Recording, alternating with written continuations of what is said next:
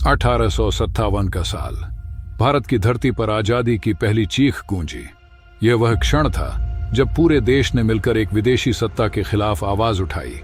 पर इस आजादी की कोशिश को कुचलने के लिए अंग्रेजों ने जो अमानवीय अत्याचार किए वह इतिहास के सबसे काले पन्नों में दर्ज हैं। ब्रिटिश ईस्ट इंडिया कंपनी ने भारत में व्यापार के बहाने अपने पैर जमाए और धीरे धीरे पूरे देश को अपनी दास्ता की जंजीरों में जकड़ लिया। किसानों से जबरन लगान वसूला गया, जमींदारों को बेदखल किया गया, राजाओं की रियासतें छीन ली गईं। भारतीय सैनिकों, जिन्हें सिपाही कहा जाता था, को गुलामी के स्तर से भी बदतर हालातों में रखा गया। ये आक्रोश तब विस्फोट में बदला जब भारतीय सिपाहियों को गाय और सुअर की चर्बी लगे कारतूसों का इस्तेमाल करने को कहा गया। धर्म और सम्मान का यह अपमान इतना गहरा था कि बैरकपुर छावनी में मंगल पांडे नामक सिपाही ने बगावत कर दी। यह क्रांति की चिंगारी थी जो कुछ ही समय में पूरे उत्तर भारत में आग बनकर फैल गई। लेकिन इस आजादी की लड़ाई का जो जवाब अंग्रेजों ने दिया वह सिर्फ सैन्य प्रतिक्रिया नहीं था, यह था एक नृशंस नरसंहार।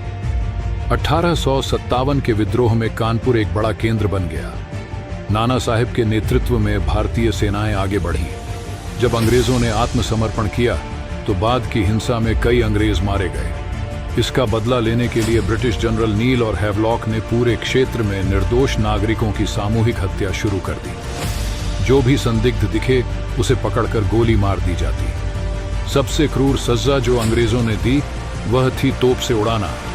विद्रोही सिपाहियों को तोप के मुंह पर बांध दिया जाता और फिर गोला दाग दिया जाता। शरीर के चिथड़े मैदान में बिखर जाते। यह एक सार्वजनिक तमाशा होता था ताकि बाकी लोग डर जाएं।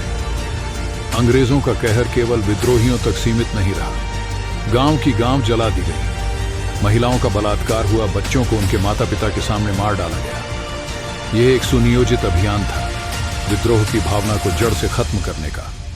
अंग्रेज जानते थे कि भारत की आत्मा उसकी संस्कृति और धर्म में बसती है। उन्होंने जानबूझकर मंदिरों और मस्जिदों का अपमान किया। कई स्थानों पर धर्मस्थलों को अस्तबल में बदल दिया गया। हिंदू और मुस्लिम दोनों समुदायों को नीचा दिखाया गया। विद्रोहियों को बिना सुनवाई के मौत की सजा दी जाती। सैनिकों को जंजीरों में बांधकर खुलेआम कोड़े मारे जाते। कई को जिंदा गाड़ दिया गया तो कई को पेड़ों पर लटकाकर मार दिया गया।